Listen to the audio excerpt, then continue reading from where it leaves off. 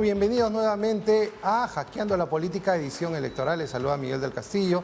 Y el día de hoy vamos a poder conversar con dos candidatas muy jóvenes al Congreso de la República.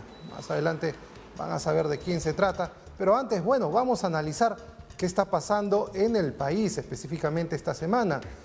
Las exclusiones de 3 candidatos, nuevamente por el Jurado Electoral Especial, apelarán al Jurado Nacional de Elecciones.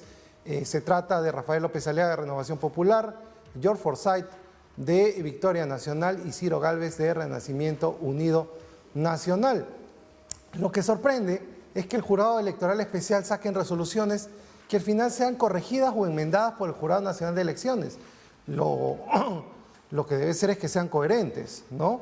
Pero esperemos que esté dentro del marco de la ley, que infracciones a la ley electoral sean sancionadas y que también luego del proceso se tengan más definidas lo que debería ser sancionado por el Jurado Nacional de Elecciones, y no algunas cosas que pasan, que a 6 semanas de elecciones todavía estamos en el limbo y no sabemos quiénes van a ser los candidatos, ¿no? Para un proceso más limpio, creo que sería lo mejor. Señor Jorge Salas, presidente del Jurado Nacional de Elecciones, también sería muy bueno que usted pueda garantizar la limpieza de este proceso y sobre todo su relación con la familia del expresidente Martín Vizcarra. Bueno, y hablando de Martín Vizcarra, una vez más, una mentira más en la semana, ¿no? Salen parientes, salen amigos, salen reuniones con fiscales. Realmente es insostenible lo de Martín Vizcarra.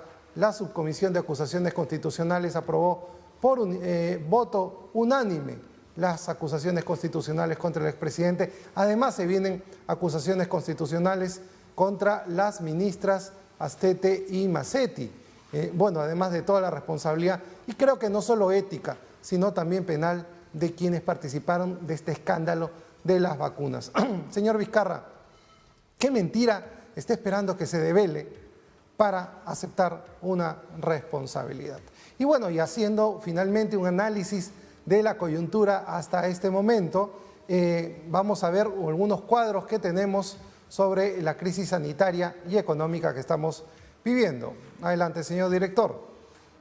A ver, si tenemos ahí, por favor, para ver el impacto del COVID en algunas regiones. Ahí vemos que las regiones más afectadas ha sido la costa del Perú, ¿no? Las moderadas son las que están, yo soy daltónico, así que a veces confundo un poquito los colores, pero son las que tienen una tonalidad de repente un poco menor. La letalidad en las regiones más afectadas ha sido entre el 4 y 6.5%, y los fallecidos por cada 100.000 habitantes, 140 a 240 personas fallecidas. Según el SINADEF, ya estaríamos en aproximadamente 110.000 fallecidos. Esto nos ha golpeado durísimo.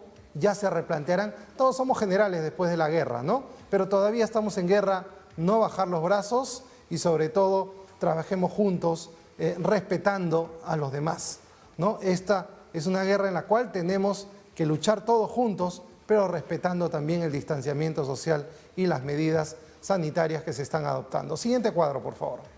Bueno, el impacto en el PBI en la costa norte ha sido del 9%, en la costa central y Sierra Central 9%, en la selva de menos 13.2%, la selva muy impactada económicamente, y la Sierra Sur menos 9.6%, ¿no? A mayor pobreza, mayor ha sido el impacto económico. En total, la caída de nuestro PBI, que aproximadamente 200.000 millones de dólares, es de casi el 10%, lo que significa que ha caído casi 20.000 millones de dólares. Con 20.000 millones de dólares hubiéramos cerrado la tercera parte de la brecha de infraestructura del Perú, aunque se avisora un mejor momento para el Perú. Si pasamos al siguiente cuadro, de repente lo podríamos ver, ¿no? El anterior tenemos, a ver, por favor, en el que se ve el futuro de la economía peruana, ese de ahí, ¿no? La expectativa para el 2021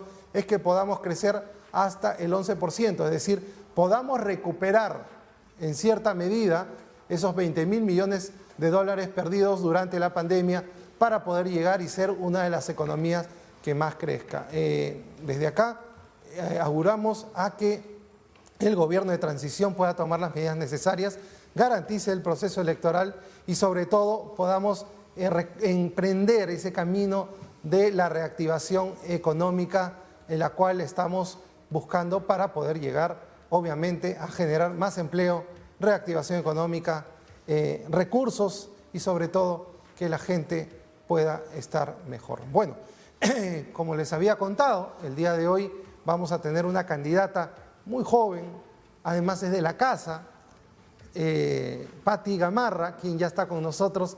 Ella representa al Partido Morado. ¿Cómo estás, Patti? Bienvenida a tu casa. Muchísimas gracias por la invitación. Feliz de estar acá. Pero hoy día vamos a conversar sobre tus planes, sobre por qué estás postulando al Congreso y sobre todo cuál va a ser el aporte que tú le vas a dar. La primera pregunta, Patti, es ¿por qué decides postularte al Congreso? Y te lo pregunté hace un ratito, ahorita. ¿Lo volverías a hacer cuando ves todas estas cosas? Cuando uno de corazón apoya de repente una propuesta y al final terminamos decepcionados y terminamos todos diciendo, esta es la política. Bueno, sí, igual que la mayoría de gente, yo estoy decepcionada de la política, harta de la clase política, pero creo que al final eso es lo que me impulsa a meterme y a tratar de cambiar las cosas, porque yo siempre tengo este discurso de que hay que involucrarnos y qué más involucramiento que postular al Congreso, ¿no? Entonces, más allá de si llegue o no, me parece que esta campaña puede ayudar a que más personas se interesen en política, más gente joven se interese en política, que la gente se dé cuenta que entrar en política no es entrar a hacer plata o a servir intereses y mafias, sino tratar de cambiar las cosas, ¿no? Entonces, si en el camino puedo lograr eso, yo feliz. ¿Quiénes te han decepcionado en este proceso, Patti? ¿Quién no me ha decepcionado? O sea, desde que empecé a votar, ha sido una decepción tras otra. Toledo nos decepcionó, Alan no nos decepcionó porque ya sabíamos lo que era. Humala nos decepcionó, Susana Villarán nos decepcionó, ha sido un tropiezo tras otro. Igual yo no pierdo la fe, Vizcarra nos decepcionó, PPK nos decepcionó. Además, por PPK votamos con la promesa de que no iba a liberar a Fujimori y fue lo primero que hizo. Entonces, sí, son muchas las decepciones. ¿Y quién más bien en este proceso que hayas conocido dices, oye, mira, qué persona tan interesante, qué valiosa para el Perú y que se quede en política? Y por estas personas es que yo me quedo. Bueno, mucha gente de la lista del Partido Morado es gente a la que yo admiro muchísimo, que espero no me decepcionen igual que todos. La gente de la bancada morada, o sea, por ejemplo, Alberto, Daniel, Gino, me parece que han hecho un trabajo extraordinario este año y estoy muy orgullosa del trabajo que han hecho. Y dentro de nuestra lista, bueno, además de Julio, están Susel, está Gloria Montenegro, está Flor Pablo, Flor Borja, Úrsula Moscoso, Ed Málaga. O sea, sí hay una lista de personas que yo admiro muchísimo y que me siento muy orgullosa de compartir la lista con ellos. ¿Sientes la misma admiración por Julio Guzmán después un poco de estas cosas o estos problemas que se tuvieron? ¿Qué problemas? Este problema que ¿Su problema tuvo el incendio, personal? ¿no? Sí, claro. Bueno, sí, por supuesto. O sea, me parece que es un problema personal que además yo lo critiqué por eso. Él ha pedido disculpas y ya está, ¿no? Me parece que hay que mirar para adelante. ¿Con quién no te juntarías? La política es diálogo. La política es cómo buscamos una transformación social para el país, cómo le generamos oportunidades para gente que de repente no tuvo la oportunidad, ¿no? Gente que está en las alturas de los Andes, en un pueblito o en la misma ciudad que de repente está excluida de la economía, está excluida del trabajo, está excluida de la oportunidad. Pero necesitas, ya que vas a ir al Parlamento, estos consensos. Entonces, vas a necesitar de repente sentarte, si es que el pueblo te da la oportunidad de representarlo, de sentarte con quienes has criticado duramente para poder llegar precisamente a conseguir los objetivos de ayudar a la gente que tú quieres ayudar o representar. ¿Te sentarías con fuerza popular en el Parlamento para poder llegar a esto? ¿O dirías, mejor no con ellos, buscaría las otras fuerzas políticas? Es una pregunta bien difícil, porque yo no tengo problema en sentarme con personas que piensan diferente. De hecho, hay partidos que están mucho más a la izquierda, mucho más a la derecha de lo que estamos nosotros, y yo no tendría ningún problema en sentarme a discutir cosas con ellos.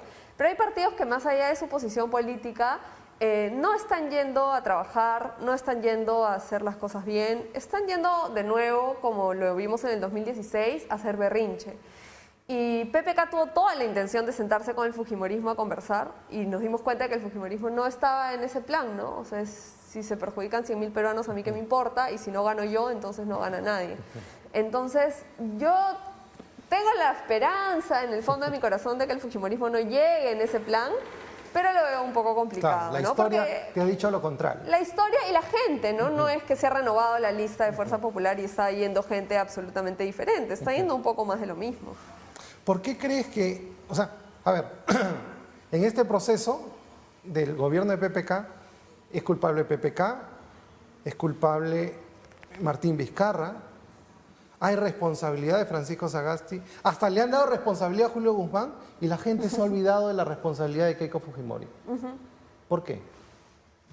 ¿Por qué? Porque nos olvidamos bien rápido de todo, ¿no? O sea, el hecho de que Acción Popular esté casi puntero en las encuestas te habla de lo rápido que la gente se olvida, del daño que hacen los partidos políticos y cómo toda esta crisis en la que estamos hoy. Pero ustedes son porque un partido político, ustedes también le han hecho daño al país y son un partido político que el día de hoy tiene un militante y varios militantes gobernando. tenemos un militante gobernando y tenemos la única bancada en el Congreso que ha actuado de manera consecuente, por ejemplo, ¿no? Que se opuso al golpe de Estado, que es el que nos tiene en esta situación. O sea, Sagasti no quería ser presidente, Sagasti no generó esta situación, Sagasti está ahí.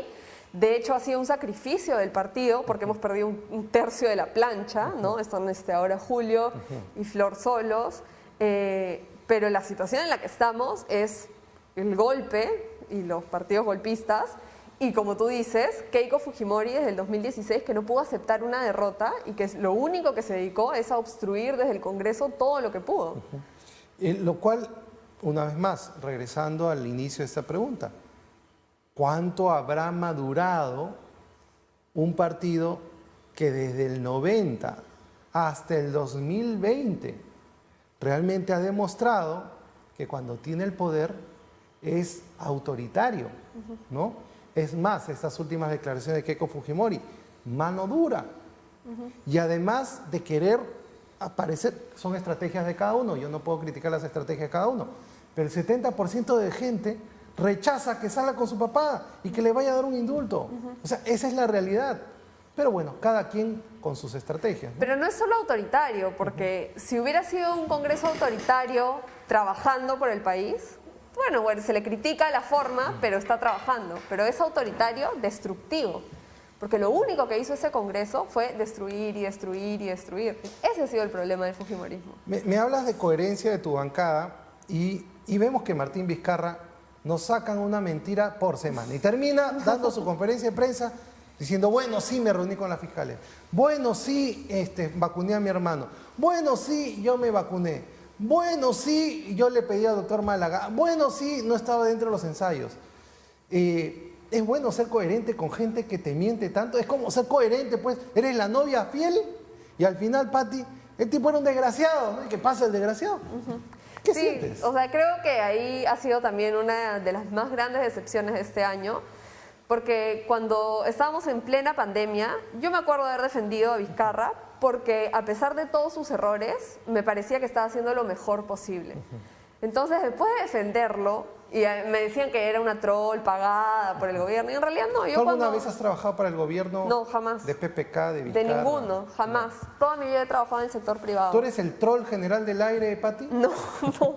De hecho, ahora te voy a enseñar que tengo conversaciones con el general del aire desde hace meses, nos escribimos. Tienes 2 celulares en los cuales tú, el general del aire, te escribes a ti misma. No hablo conmigo misma. ¿Sabes quién es el general del aire? Sí, me ha dado su nombre y su apellido, pero no lo voy a revelar porque... ¿Es hombre o mujer? Es hombre. Perfecto, sí es general. Además, defiende a Vizcarra hasta ahorita. ¿Y es amigo de Milagros Leiva o no es amigo? Además defiende a Vizcarra. El otro día un chico me preguntaba, oye, ¿tú eres? Y le digo, pero ¿cómo voy a estar postulando? Vizcarra es mi competencia y voy a estar tuiteando a favor de Vizcarra. Pues tendría que ser loca. Pero sí, creo que Vizcarra ha sido la más grande decepción para mí este año, porque el problema no es que se haya vacunado. O sea, si hubiera salido Vizcarra y Macetti a decir, mira, nos tenemos que vacunar, porque si nos enfermamos nosotros en medio de la pandemia, va a ser un desastre para todos.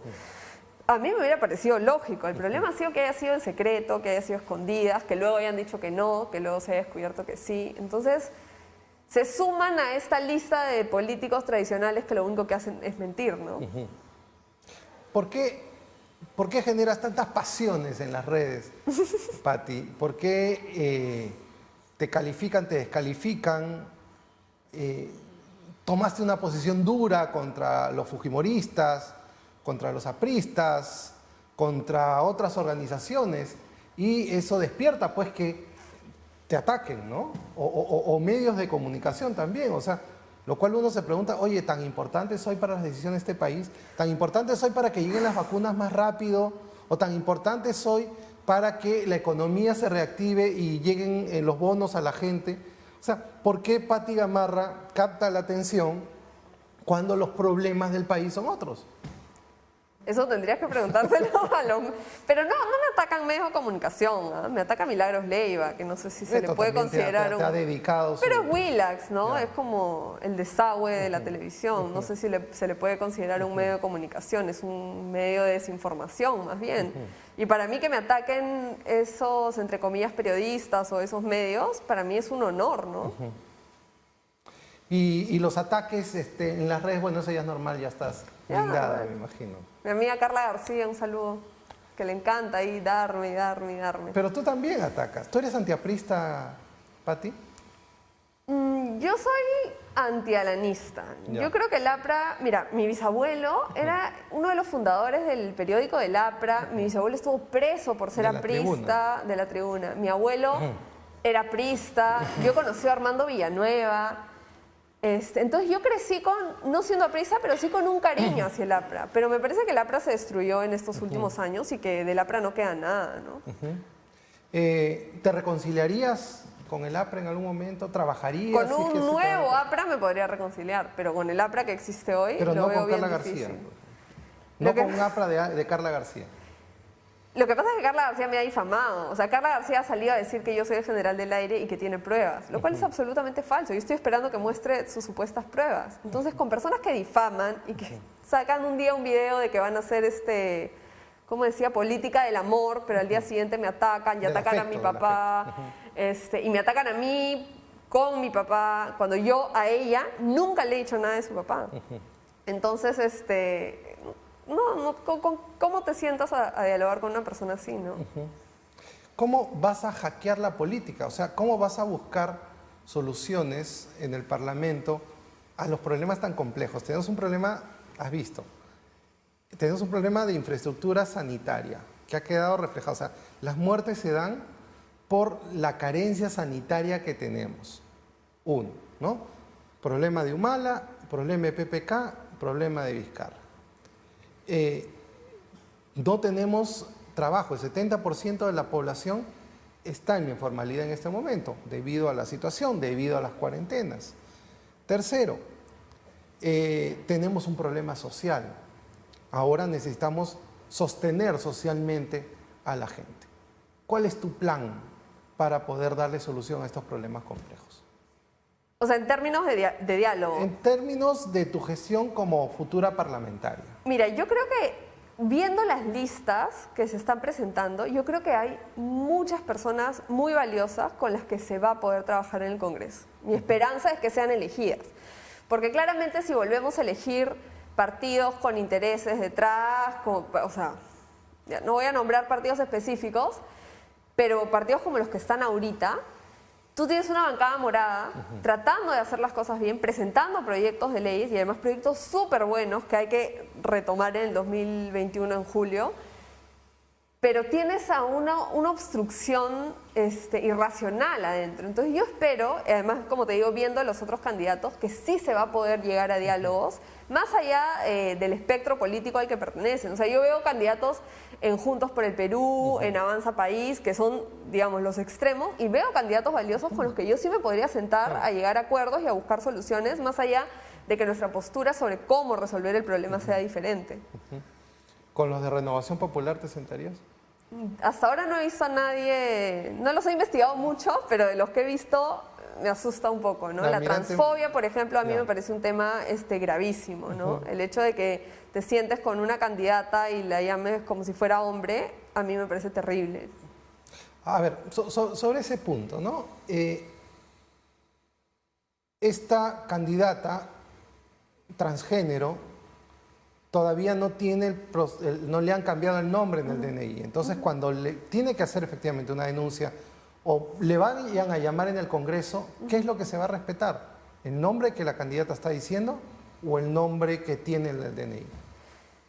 A ver, me parece que la respuesta es bien simple. Si tú usas el nombre del DNI, le estás haciendo un daño a esa persona que no se identifica con ese nombre.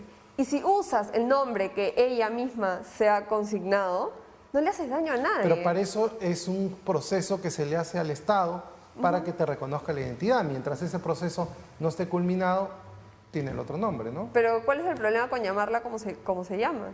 Pero es que yo puedo ir al Congreso y decirle, llámenme Miki. No quiero que me llamen mi miel. A mí me dicen Miki, díganme Miki, porque es como me han dicho toda la vida. O díganme Pati, ¿no? O sea, yo sé que el tema es más complejo. Es mucho más eso. complejo, más porque complejo. Si yo quiero que me llamen Pati y me llaman Patricia, no me genera ningún problema. Hay un tema de identidad y hay un tema de autoestima. Y yo creo que tenemos que cuidarnos un poco más. Hay un tema nosotros. de justicia también. Por eso, pero hay procedimientos, ¿no?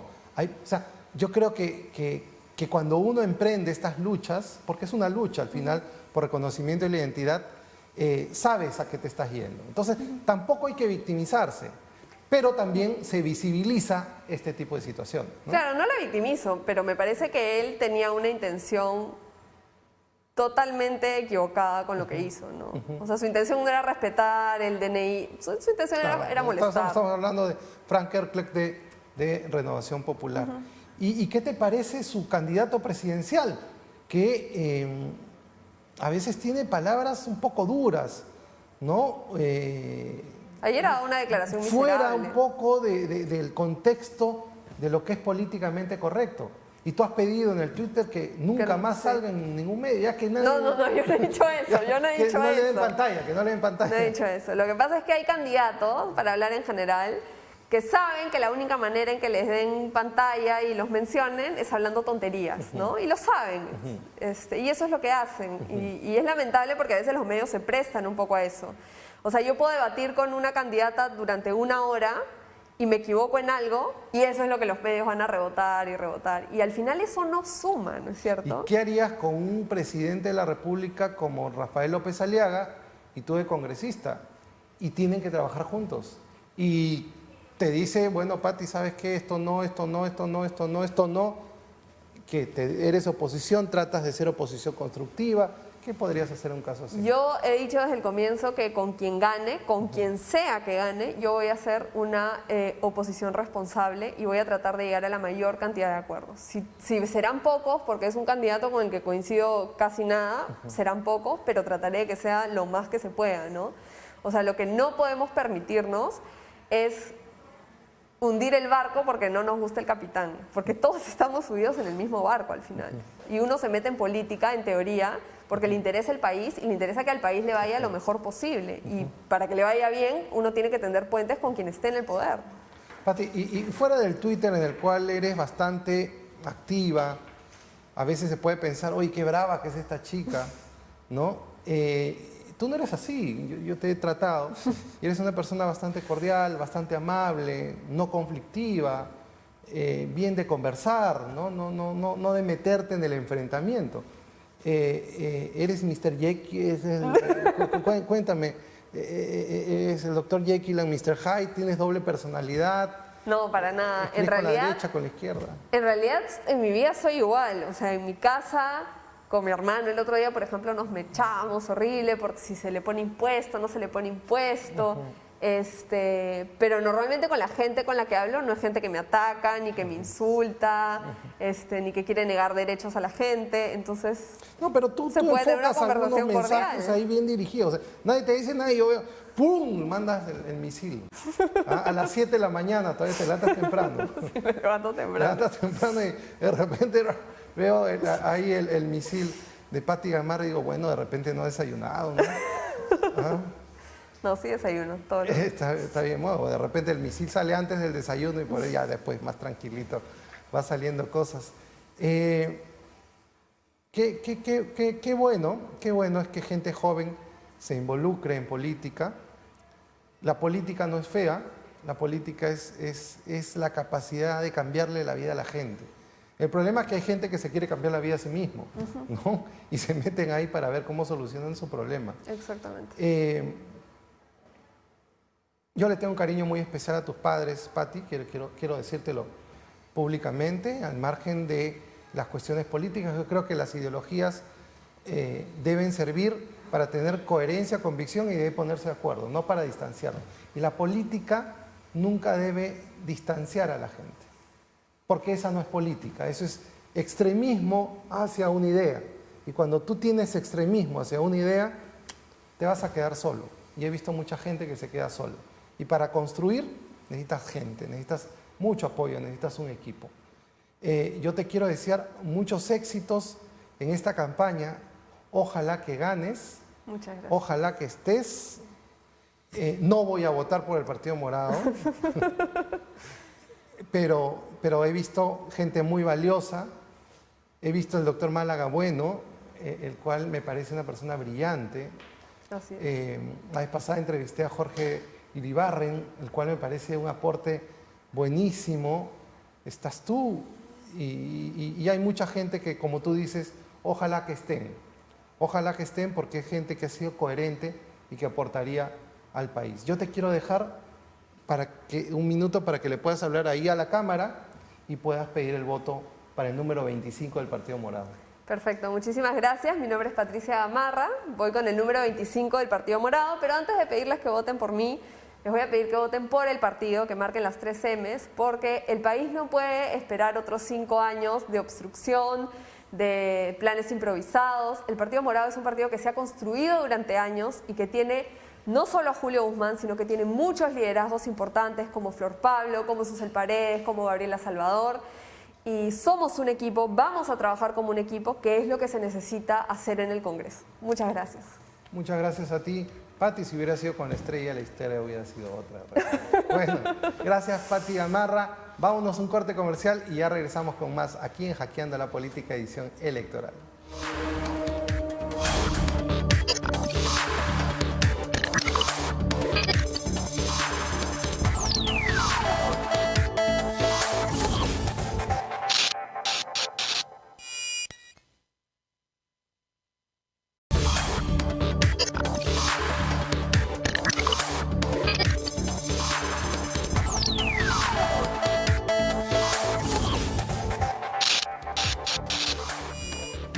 ¿Cómo están? Bienvenidos nuevamente. Ya estamos de vuelta aquí en Hackeando la Política, edición electoral, y vamos a conversar con la candidata al Parlamento por el partido Victoria Nacional, Acely Rabasa. ¿Cómo estás, Acely? Muchas gracias por acompañarnos el día de hoy. Hola Miguel, muchas gracias por la invitación, gracias por permitir, ¿no?, a los candidatos exponer nuestras propuestas y poder tener un voto informado este 11 de abril. ¿Qué tal? Bueno, la idea era precisamente conversar un poco de ti, de tus planes, sobre tu trayectoria, pero bueno, hay este ruido pues de la exclusión de George Forsyth, la cual me parece va en contra del principio de participación política para comenzar, ¿no? Una acción tardía también del Jurado Nacional de Elecciones, un reglamento que no es claro, y además yo creo que esto va a terminar con que el jurado va a desestimar la resolución del Jurado Electoral Especial, el cual para tachando candidatos, para excluyendo candidatos, y lo cual no le da una coherencia también al proceso ni una transparencia, pero sí genera incertidumbre, sí desestabiliza campañas, sí hace perder tiempo. lo cual me parece una locura. Cuéntame un poco, Araceli, sobre el impacto que ha tenido esta resolución de exclusión del jurado electoral especial a su candidato presidencial, George Forsyth. Sí, de hecho nosotros consideramos que es un abuso del derecho electoral, ya que evidentemente vulnera el derecho a la participación política, ¿no? Nosotros creemos que hay intereses detrás. Ya es sabido que, por ejemplo, el que inició esta denuncia fue un activo, un afiliado al Partido Acción Popular. O sea, yo creo que son estos partidos tradicionales que escuchan nuestra Constitución anticorrupción, que escuchan pues a un líder como George hablando que le va a dar frente a la corrupción y que no quiere que lleguemos. ¿A qué le tienen miedo? Decimos nosotros, ¿no? No es posible, como bien decías, que además pues, el jurado se esté prestando a que esta fue una resolución expresa, el jurado y ya este mismo caso ha resuelto en segunda y última instancia diciendo que ha declarado nula la primera resolución y en menos de 10 horas han vuelto a presentar, han vuelto a resolver. Y además, viendo los tiempos, hay que presentar la apelación el día lunes, hay que convocar audiencia, hay que resolver. Se fueron 2 semanas, se quedan 6 semanas para las elecciones, entonces a menos de un mes no sabemos quiénes van a ser los candidatos, porque hay un árbitro que debería ser anónimo, un árbitro que no se le dé sentir, que es el Jurado Nacional de Elecciones, pero que le encanta ser protagonista, y eso sí es preocupante para nuestra democracia. Al margen, y acá yo no me estoy poniendo la camiseta de Victoria Nacional ni de George Forsyth, es un tema de democracia, es un tema de participación política, es un tema de instituciones. No podemos estar a menos de un mes de las elecciones y no saber quiénes son nuestros candidatos. Efectivamente, yo como Araceli Rabasa, abogada, considero que la cancha debería estar ya sesgada, planteada 3 meses antes. O sea, 3 meses antes de la elección deberíamos saber con claridad, sin opción a poder seguir en estos pues idas y venidas que no le hacen bien al país, confunden al ciudadano, después y evidentemente nos hace un hueco en la democracia de nuestro país. No estamos hablando de una democracia consolidada. Cuando sobre todo nuestros fundamentos hay que revisar también la reglamentación que emite el jurado, porque nuestro fundamento principal es que no tiene un formato claro, ¿no? Su formato habla de una elección para el 2021, pero pide supuestamente que declares el 2019, cuando el año anterior a la elección debería ser el 2020. Entonces, estos detalles que también hay que tener en consideración, evidentemente ya para próximas o futuras elecciones, pues hay que hacer un esfuerzo ahí con el jurado para poder llegar a tener pues una democracia más sólida en nuestro país. No estamos hablando solo por Victoria Nacional, estamos hablando por la democracia en general y consideramos que pues las reglas del juego deben estar dadas mínimamente 3 meses antes y ya saber con exactitud quiénes participan y por quién el ciudadano va a emitir su voto en las elecciones, ¿no? Araceli, vamos a otros temas. Espero y vamos a estar atentos a que este problema se resuelva, porque es un poco absurdo, ¿no? Que oculté algo, no oculté la propiedad. O sea, para comenzar, no el que digas declaré esto o no lo declaré es irrelevante al final dentro de un proceso como este, ¿no? Sí, yo entiendo que se quiere castigar un poco la mentira, pero en el caso de George, por ejemplo, no ha habido una omisión porque él ha sido funcionario público además y tiene declaraciones de todos los años durante su función pública que están ahí, que el Estado lo tiene, que no se entiende por qué el jurado, por un formalismo, por una burocracia, pretende dejar... Que además, como tú bien dices, esta burocracia hace que yo tenga que presentar cosas que el jurado también puede hacer. Sí, que tiene acceso por completo a través de la SUNAT, a través de la SUNAT, a través de la Contraloría, porque los funcionarios públicos emiten ahí sus declaraciones. Son 3 candidatos los cuales han sido excluidos ayer. Rafael López Aliaga, George Forsyth y Ciro Gálvez, a quien también le han puesto, y al parecer había él transferido unas propiedades, pero todavía le aparece ahí en registros por un tema... Como si fueran de él, claro. Como si fueran de él. Entonces se genera pues este problema, ¿no? Y al final... el que exista una propiedad, de repente que no se declara, que también fue el caso de Acuña, ¿no? Que también fue resuelto. Entonces, eso es lo que yo no entiendo. Si el jurado, tú eres abogado, yo no lo soy, pero si el jurado ya resolvió algo así, ¿por qué el jurado especial, el Jurado Nacional de Elecciones en última instancia, porque el jurado especial electoral ya no toma el precedente y dice, bueno, pues pasa esto. Totalmente absurdo, demasiado legalista, normativista, creo yo, no tiene criterio el jurado electoral especial para, inclusive en el caso de George, si le están diciendo tu resolución está mal hecha, porque eso es lo que le ha dicho el Jurado Nacional Electoral al jurado especial, está mal hecha, fundamenta, el principio de la motivación de las resoluciones es un principio del derecho en general. Entonces, si te está diciendo eso, ¿cómo puedes, sin ningún criterio, emitir una resolución express en menos de 10 horas, porque evidentemente no vas a tener tiempo de hacer la motivación correspondiente? Entonces eso ya corresponde, yo creo, también a otras sustancias, y por eso George salió a decir que penalmente vamos a accionar contra el jurado. Me dices que la cancha no está pareja para todos. ¿Inclinada para favor de quiénes está esto? Pues eso se tendrá que seguir investigando, como te dije yo. Martín Vizcarra, como te dije ¿está yo, mira, jugando de local? Yo considero sí que hay un gran favoritismo porque, por ejemplo, en el caso de Martín Vizcarra, pues fueron muy rápidos en resolver a su favor y no se volvió a presentar ninguna otra exclusión a respecto de él.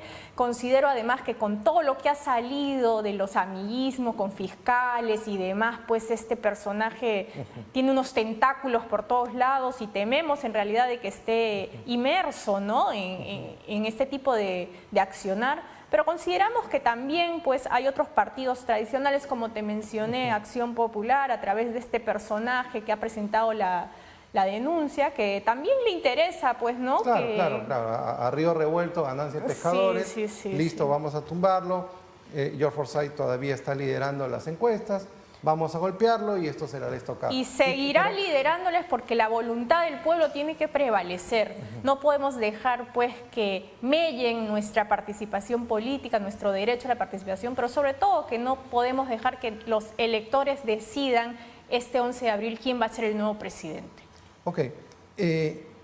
Mira cómo este ruido, ¿no?, desestabiliza hasta una conversación y una entrevista en la cual tenemos que ver cómo solucionamos los problemas del país. En realidad deberíamos estar hablando de propuestas, deberíamos estar hablando los mismos candidatos presidenciales, pues de qué van a hacer para cambiar el rumbo del país, y estamos pues inmersos en un tema político, en un tema político electoral que no le hace bien al país, porque el ciudadano pues se confunde y no llega a conocer a fondo las propuestas que son lo importante. Entonces, empiezo por este tema. Como futura parlamentaria, Araceli, además has salido bastante bien, apareces en las encuestas también que dentro de tu partido tienes un favoritismo. La pregunta que te hago es, ¿qué reforma política harías para que todas estas cosas no pasen? Reforma de partidos políticos, algo en la ley de partidos políticos, alguna reforma en la ley electoral. ¿Qué reforma política harías de ser parlamentaria para evitar esto? Sí, de hecho yo creo que se hace necesario ya hablar de un código electoral, ¿no? Hay demasiada legislación dispersa, demasiada legislación que se pone por momentos y no se consolida en un código electoral. Es elemental tener un código y un reglamento único que pueda tener una legislación uniforme respecto al tema electoral, y allí pues tendremos y seremos los llamados, los parlamentarios de este quinquenio, a debatir el tema de qué se incluye, qué se excluye, qué se modifica, ¿no? Pero en definitiva, por ejemplo, yo desde mi experiencia en el Congreso quiero llevar la bandera de hacer un Congreso más eficiente, de hacer un Congreso que en realidad represente al poblador de a pie, al ciudadano, que hemos visto pues que en los últimos años han estado estos congresos de espaldas al pueblo, ¿no? Y para ello tengo dos medidas principales, que son eliminar las leyes declarativas y además reducir el receso parlamentario, así como también hacer la renovación por mitad. Considero que en la actualidad no podemos tener un receso parlamentario de casi 4 meses, cuando en realidad necesitamos pues que los congresistas trabajen y se fajen como todos los peruanos. Es lo mínimo que le pide el poblador. Luego, las leyes declarativas terminan siendo pues leyes ineficaces, donde se gasta además muchísimo tiempo y por ende dinero de los ciudadanos en sus debates en comisión, en sus debates en el pleno, cuando estas son leyes que no tienen ningún efecto, porque una ley declarativa es la que creó el distrito de Huaycán, por ejemplo, hace más de 4 años, y hasta el día de hoy no hay distrito de Huaycán, y tú me preguntarás ¿por qué? Quiero que me prometas que no hagas la ley de la papa frita, la celebración de la Virgen de las alturas. Por eso te digo que necesitamos ahondar en temas de fondo. El trabajo parlamentario en una de sus últimas agendas, de 90 proyectos de ley, 50 eran declarativos. No podemos seguir así, tenemos que buscar un Congreso eficiente, un Congreso pues, que debata normas que le van a servir al ciudadano, normas de fondo que van a tener un trasfondo. Y no podemos también estar jugando con la expectativa de la gente, pidiéndole a través de una ley declarativa al Ejecutivo que cree un distrito o que haga una determinada obra, cuando sabemos que esa no es función del Legislativo y que dependerá del Ejecutivo si lo cumple o no lo cumple. Por eso es que nunca lo cumplen, porque no llegamos a consensos. Lo que necesitamos en este nuevo Congreso es gente que esté dispuesta a llegar a consensos, que trabaje de la mano con el Ejecutivo. ¿Para qué? Para poder lograr sacar adelante al país. Estamos en una crisis, estamos cansadas de las peleas que se vienen desarrollando. Eso, por supuesto, no va a mellar el trabajo de fiscalización, que tiene que ser evidente, pero necesitamos que los ciudadanos que vayan a llegar ahora a ocupar un puesto, ya sea como congresista, ya sea en la presidencia, pues trabajen de la mano, porque Perú somos todos. Queremos lo mejor para nuestro país y todos vamos a salir favorecidos de tener mejores oportunidades, ¿no? Correcto. La crisis del coronavirus nos deja 3 grandes golpes. Una crisis sanitaria, la cual nos prometieron hospitales que nunca se dieron. 80 dijeron, ¿no? Sí, y el número de fallecidos lamentablemente es por la carencia de infraestructura sanitaria que tenemos. Estamos viendo los números, se ha caído prácticamente el 10% de la economía, 20.000 millones de dólares. La brecha de infraestructura se hubiera cubierto por lo menos una tercera parte con lo que ha pasado. Se habla de que vamos a crecer a 11%, pero esa es una expectativa, no es una realidad. La realidad es que nos caímos 10%. La crisis política, o sea, en medio de una crisis sanitaria, económica y social, está una crisis política también, ¿no? Se fue Vizcarra, aparecen sus mentiras todas las semanas, lo cual es terrible. O sea, ya el tema de las vacunas ha sido un golpe a la autoestima del país. Yo creo sinceramente en que George Forsyth es un hombre honesto, pero a veces siento que es un hombre muy joven y que le falta el kilometraje que debe tener una persona en estas lides, como tú sí la tienes. Tú tienes una trayectoria en el Parlamento y puedo decir, Araceli Rabasa va a ir al Parlamento y sabe desde el primer día, no vas a ir a aprender. Eso yo lo tengo claro porque hemos revisado tu trayectoria. ¿Cómo garantizamos que George Forsyth o que Victoria Nacional tiene las herramientas para poder gobernar el país? Yo te agradezco por aplaudir un poco mi trayectoria, pero sí soy consciente de que no necesitamos que lleguen a aprender ni que lleguen a improvisar, porque hay mucho que llegue a improvisar, que con medidas populistas muchas veces que no son viables, como el tema de la ONP en su momento, tratan de ganarse el corazón de la gente y les están mintiendo nada más. Tú dime si no te da pena esos abuelitos que han creído y se han esperanzado en que van a poder retirar sus fondos y cuando un congresista que sabe su trabajo jamás lo hubiera respaldado porque evidentemente era una ley inconstitucional, ¿no?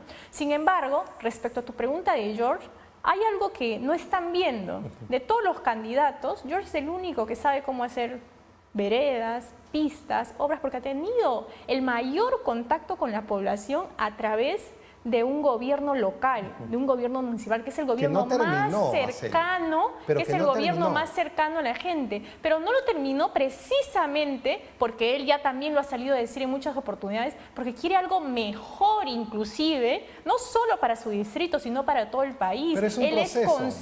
Él es consciente de cómo, por ejemplo, y yo trabajo hace algunos años ya en un programa de vivienda que lleva agua y desagüe a zonas rurales y somos conscientes de que cómo van los alcaldes muchas veces para que les soluciones la problemática y si no hay una decisión política desde arriba, no se les soluciona nada. ¿Cuántos años estudiaste Derecho? Yo, bueno, como todos, 6 años. 6 años. ¿Cuántos años de asesora parlamentaria? 7. Imagínate que te hubiera mandado de congresista en el 5º año de estudiante de Derecho.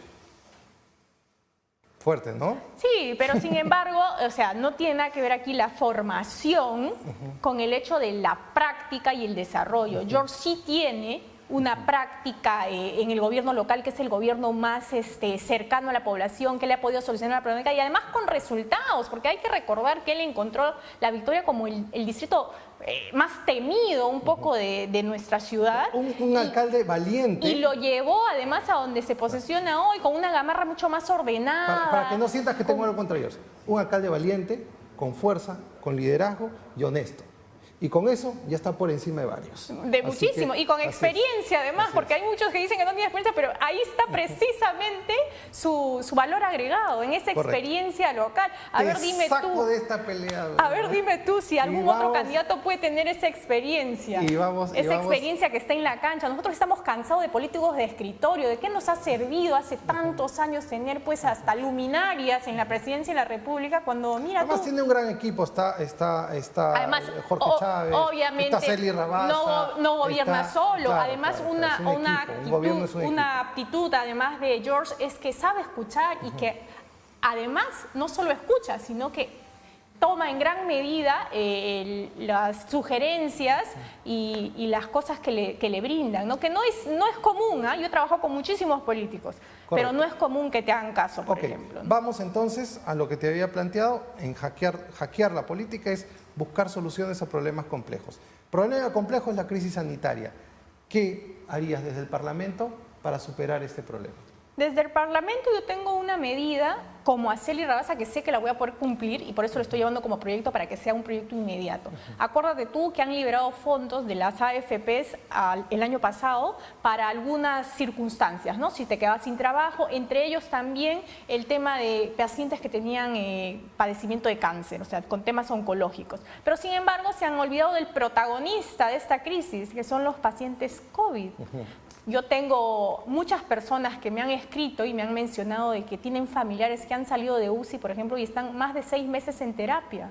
Porque es que recuperarte después de una situación como la de haber estado entubado en una cama UCI no es fácil y requiere no solo de atención, sino también de dinero, evidentemente. Para ellos que me están escuchando, vamos a liberar un porcentaje de sus AFP, de sus fondos, para que puedan cubrir estas necesidades de terapias, de atención. Creo que fundamentalmente es necesario que miremos un poco a estos pacientes y darles un alivio económico inmediato. Me parece Sin embargo, espectacular. desde el gobierno, pues con la presidencia de George Forsyth hay muchos más campos por accionar. Está el tema de que necesitamos fortalecer nuestra primera línea de lucha contra el COVID, no solo en los médicos, no solo en las enfermeras, sino además necesitamos que nuestras postas que hoy día están abandonadas, pues se potencialicen, no solo en infraestructura, sino también en tecnología. Claro, La tecnología pero desde la es un gestión del aliado. Parlamento, la propuesta que has hecho me parece espectacular. Yo he tenido COVID, he estado un mes parado y me he gastado 10.000 soles. Y si no hubiera tenido los recursos, me moría de repente. Pero por supuesto, ¿no? y la gente que no tiene los recursos, nadie está pensando. Y un analista de escritorio, como bien dices, está pensando y dice, no, hay que cuidar su vejez. No llegaba la vejez. No, hay llegaba. mucha gente que no va a llegar, No llegaba. evidentemente, si es que no se cura hoy, Así ¿no? es. Y para ellos necesitamos liberar esos fondos para que pueda asumir ese gasto, no solo ellos, sino también sus familias, porque no es fácil recuperarse del COVID. Ok, el otro gran problema, crisis económica, hemos decaído 10%.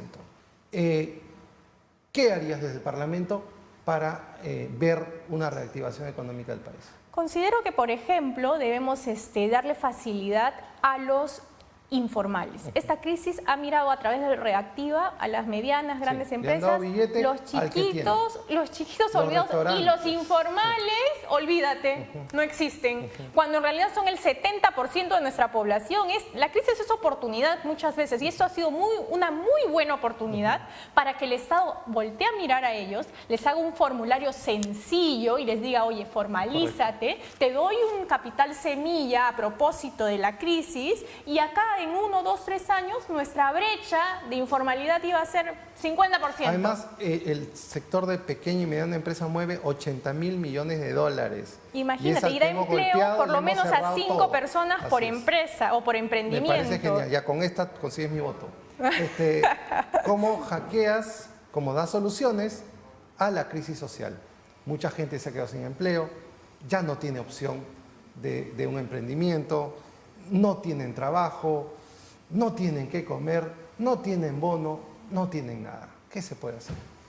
Nosotros, desde Victoria Nacional, consideramos que necesitamos trabajar unidos por el país. No podemos, no debemos estar cayendo en ideologías políticas muchas veces, con el tema de la vacuna, por ejemplo, de que si esto lo debe hacer el público, lo debe hacer el privado, todos los que estén aptos para poder ayudar, ya sea a vacunar o a conseguir más vacunas, hay que aperturar el sistema, no hay que ponerle miedo, porque algunas ideologías comienzan a ver al privado, quieren hacer ver al privado como el malo de la película. No, acá todos somos un mismo Perú, lo vengo diciendo en todas mis entrevistas, debemos trabajar unidos, ya nos debemos olvidar un poco de este juego político y comenzar a trabajar como peruanos que somos, con una realidad sumamente distinta a la que viven otros países y en la cual tenemos que perseverar por sacar adelante los problemas de nuestro país. Nosotros desde Victoria Nacional pretendemos, por ejemplo, respaldar el trabajo de las madres de las ollas comunes, respaldar el trabajo de los comedores populares, pero no desde un punto de vista asistencialista netamente. Por ejemplo, ahorita que hablaba de las vacunas, para que no se me pase la idea, considero que ellos deben ser considerados en segunda fase antes que los privados de la libertad. Yo creo que debe haber vacunas para todos, sí, pero la priorización la tienes que dar a la gente que está luchando día a día y que sí está cumpliendo con la ley. No puede ser posible pues que un asesino reciba la vacuna antes que las víctimas de su asesinato. Completamente injusto. Y más allá de eso, necesitamos que, por ejemplo, nuestros estudiantes de últimos años de las universidades comiencen a elaborar tesis basadas en nuestra realidad, para hacer un trabajo en conjunto, por ejemplo, con las organizaciones sociales, y ellos puedan ser autosostenibles y que más adelante puedan generar sus propios ingresos. Araceli, 30 segundos, por favor, para que pidas el voto para tu candidatura. Muchas gracias, Miguel. A ti, amigo que me estás escuchando y que al igual que yo estás cansado de la manera de hacer política en este país, busca el cambio a través de las campanas y de Araceli Rabasa, que es la número 10 del partido de las campanas de George Forsyth. No te olvides, necesitamos gente preparada, sin antecedentes, como yo, más de 15 años al servicio público, no tengo antecedentes policiales, penales ni judiciales. Necesitamos gente proba que sí quiera trabajar y que sí quiera fajarse para sacar adelante nuestro país, porque peruanos unidos lo podemos todos. Muchas gracias, Araceli Rabasa, candidata número 10 por el partido Victoria Nacional. Por mi parte, les agradezco por habernos acompañado el día de hoy y nos reencontramos la próxima semana.